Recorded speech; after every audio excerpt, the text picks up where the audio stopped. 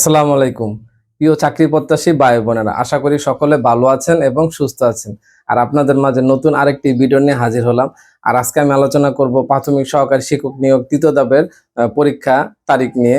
আর যারা ইতিমধ্যে আমার এই চ্যানেলটি সাবস্ক্রাইব করেছেন তাদেরকে অসংখ্য ধন্যবাদ।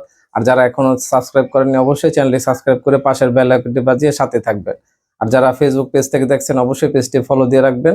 আর ফেসবুক পেজের লিঙ্কটি ডিসক্রিপশন বক্সে দেওয়া আছে, চাইলে সেখান থেকে ঘুরে আসতে পারেন। আর আজকে যে তৃতীয় ধাপের পরীক্ষা নিয়ে আমি যে বিষয়টি বলবো সেটা হচ্ছে যে ঢাকা ও চট্টগ্রাম বিভাগের তৃতীয় ধাপের পরীক্ষা 22শে মার্চ নেওয়ার কথা ছিল। আর সেটার তারিখটা কিছুটা পরিবর্তন হয়েছে। ডিপিএ কর্তৃপক্ষ 22 তারিখের পরিবর্তে তারা পরীক্ষা নেবে 29শে মার্চ, মানে এক সপ্তাহ পিছনে নিয়েছেন। এবং রমজান মাসে মার্চ মাসের 29 তারিখে তারা এই পরীক্ষাটা নেবেন, তৃতীয় ধাপে ঢাকা ও চট্টগ্রাম বিভাগে যারা পরীক্ষা দেবেন।